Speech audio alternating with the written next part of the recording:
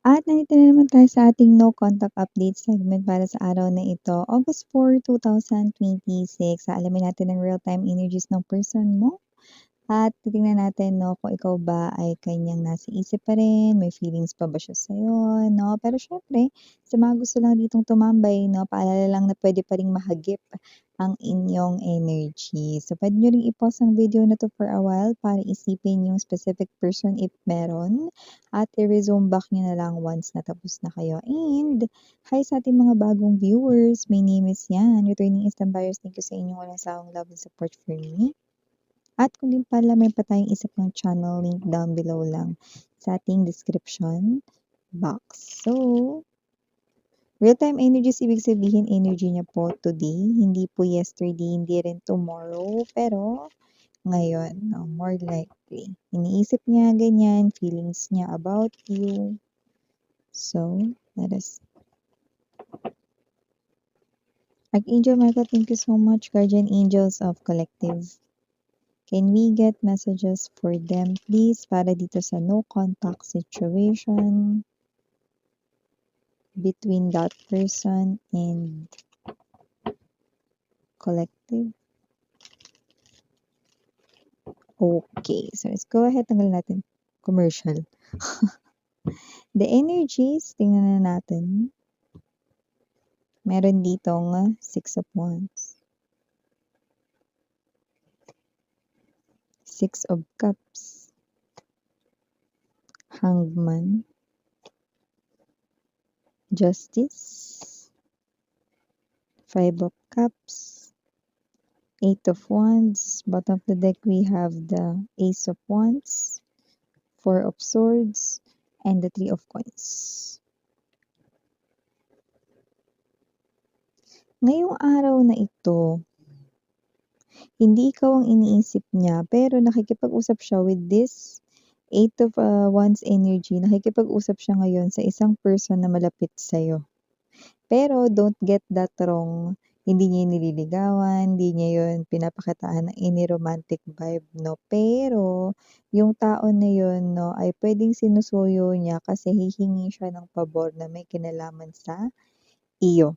Yes, you heard it right. Kasi kung sino man tong energy na to with the very strong justice and the 6 of Wands, I do see na itong tao na to, no, ay meron pa rin siya ritong pagtingin sa'yo, may feelings pa rin siya sa'yo rito, iniisip ka pa rin niya, yan ang nakikita natin dito, no. But this person here nagkakaroon rito ng parang challenge or blockage na malaki 'no, sa inyong gitna. So, ibig sabihin kailangan niya rito ng parang tulong or suporta mula sa iba or kailangan niya rito ng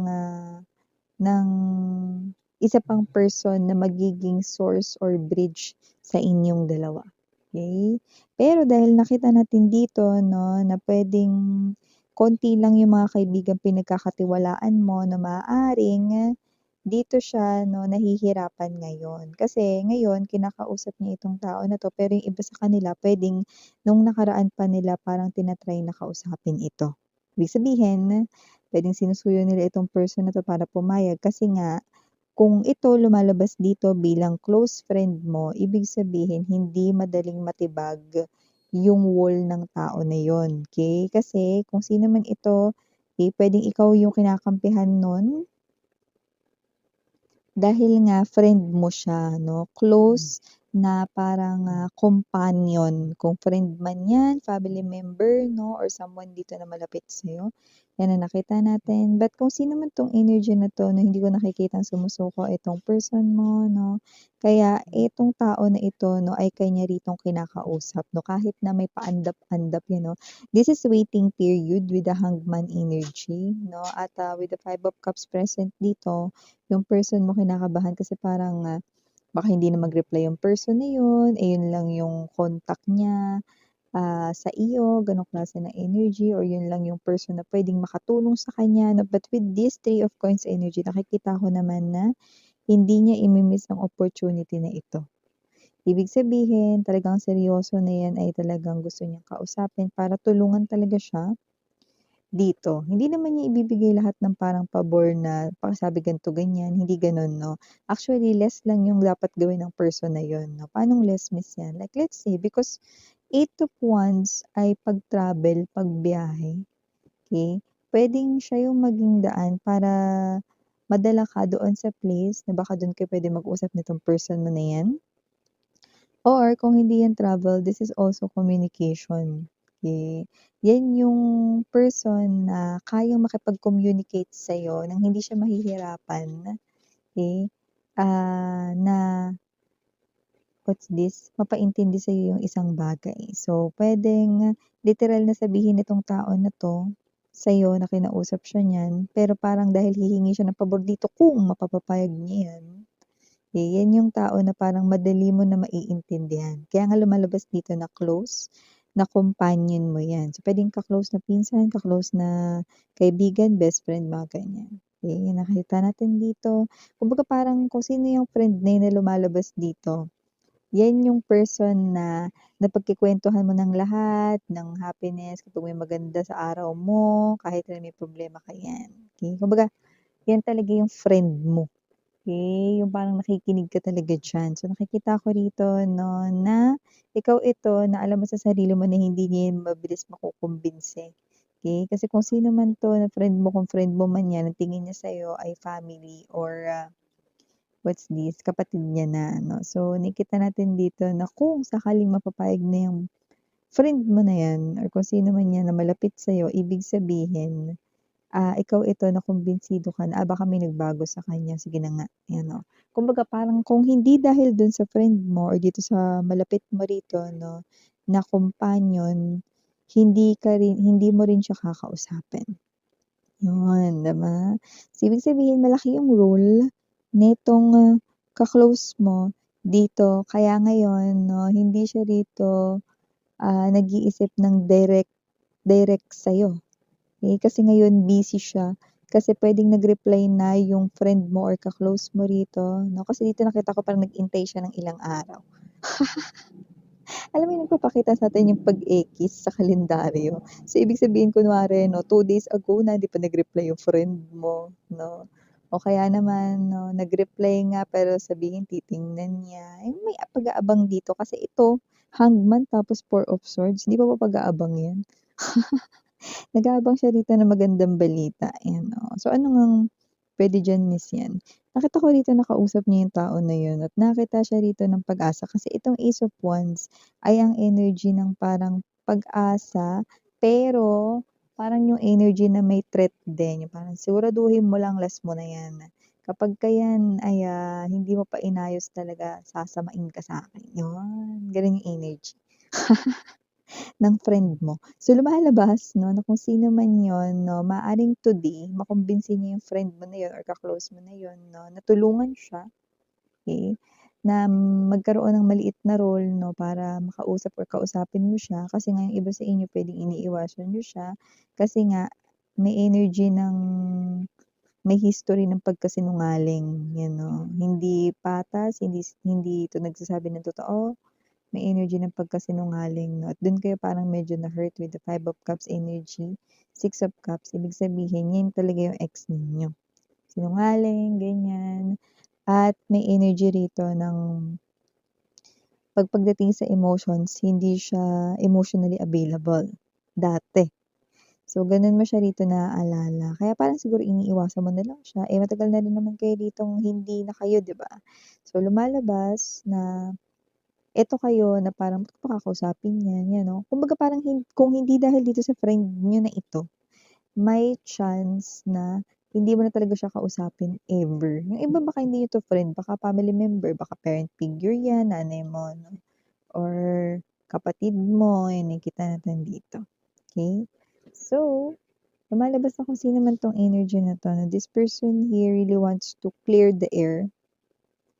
Maayos yung hindi pagkakaintindihan dito.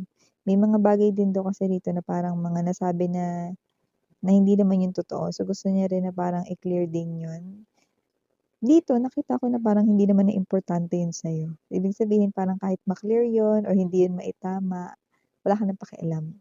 Pero dito nakikita ko 'no, na itong person na 'to ay meron ditong energy ng magso-sorry siya sa'yo. Tingin ko yun, marami kasi sa inyo rito yung parang kahit yung sorry na lang, 'di ba? So, dito makukuha niyo naman yung sorry rito na hindi labag sa loob, hindi labas sa ilong. Talagang sorry na talagang mafi-feel ninyo na talagang nagkamali siya, aminado siya 'no, yung sorry na talagang mararamdaman mo na totoo. Kasi yung mga sorry 'di ba kapagka may nag-sorry mararamdaman mo, energy yun 'di ba? Yung iba sinabi lang yung sorry pero dito mararamdaman mo talaga nag-sorry siya, okey? So lumalabas that whoever this energy is with the hangman, this person here na matagal niya na rito na parang pinag-iisipan na kausapin talaga yan, ka-close mo na yan, kaso nga alam niya na dahil ka-close mo yan, 50-50 siya. 'Pag hindi yan pumayag mataas din yung tyansa nun kasi nga ang kampi niya sa'yo, sa side mo, 'di ba? At puwede rin naman na 50 na pag-asa kasi kapagka nakumbinsi niya 'tong person na 'to, ito yung tao rito na, magiging daan para makipagkita ka sa kanya. See, kumbaga parang ano, suntok sa buwan 'yan, 'yan. Pero ta-try niya na rin kasi wala na, eh. Sarado na rito pintuan pati bintana sarado din. Saan siya dadaan? Sa butas na dinadaanan ng mga daga, 'di ba? So, kasi naman 'tong energy na 'to, this person here, lahat na rito ng puwedeng gawin, gagawin niya na 'yan. And nakikita rin natin dito na parang yung energy niya kasi rito, act now, think later. Alam mo yun, yung parang kikilos muna ako ngayon tapos saka ko na lang iisipin yung implications 'pag tapos na. Basta magawa ko lang talaga dito kung ano yung gusto kong gawin, yan o, act now, then think later, yan parang kung may hindi maganda dito, yun na lang yung susolusyunan ko, yun. So, parang may energy siya rito na kahit na parang kinakabahan siya, kumakabog yung dibdib niya kung kakausapin ba siya nitong, ka-close mo na ito o hindi 'no, dahil mataas nga ang tyansa na i-reject siya niyan agad-agad 'no, sa favor na hihingin niya, ta-try niya pa rin. Yun yung nakikita natin dito. Hindi kaya may act now. Tapos kung may hihilingin ditong kondisyon or parang yun nga kagaya ng binanggit ko kanina na parang almost like threat 'no, na parang 'pag di mo inayos yan sasamain ka. Parang gano'n 'no, sa kanya na iisipin yung, puwede niyang magawa dito basta ang nasa focus lang niya kumilos na ngayon at 'wag na ritong mag-antay pa lalo, 'yan. So ngayon kahit hindi siya directly na iniisip ka ngayong araw na ito, sa'yo pa rin umiikot yung tungkol rito sa usapin na ito 'no, sa pagitan niya at ng kung sino yung ka-close mo, 'yan. Okey, yung ka-close mo dito, yung kanyang loyalty nasa sa'yo. Ikaw pa rin yung kakampihan niya, pero if ever man, lumabas kasi dito, if ever man na parang ngayon na narinig mo ito ta's magtatanong ka, okey, sa ka-close or sa mga ka-close mo rito kung kinausap ba sila ng ex nila, they will say no, "Oh, miss yan akala ko ba yung loyalty nasa akin, you know, "O, tama ka, pero kasi itong person na ka-close mo na ito, meron din siya ritong parang kinikip yung kanyang word. May privacy, okey? So, nakikita natin dito either mag-no siya or hindi niya 'yan sagutin or ilihis niya yung sagot, 'yun. Yun yung nakikita natin dito, pero hindi yun pagta-traitor, okey? This person here, gusto niya lang ditong i-keep yung kanyang, promise kung meron siya ritong kumbaga parang tumutupad kasi 'to sa usapan, eh. 'Pag sinabi ng person, huwag mong sabihin sa kanya 'yan para maging matagumpay ito. Though nagbigay naman na siya ng word na sasamain yung ex mo 'pag 'di niya inayos. At saka hindi naman ibig sabihin na binigay na rito ng friend mo na puwede na siyang bumalik sa buhay mo 'no, kasi alam ng friend mo na ito na nasa sa'yo pa rin 'yun. Ang role niya lang dito ay pumayag na dalhin ka dun sa same place na nandudun din siya, 'yan. Gano'n ko 'to nakikita. Or ito mismo yung makikipag-communicate para makapag-communicate kayong dalawa, okey? So initials we have here capital letter J, capital letter T, capital letter N, capital letter I, capital letter A, capital letter S, and capital letter H. For small letters we have Y, I, M, L, T, C, and last but not the least, N. So, ito yung mga mensahe na nakuha natin here for you guys. Again, I'm Rihanna, ani for the girls in Yana. Do not for the boys, sarang yellow with light piedra. Annyeong.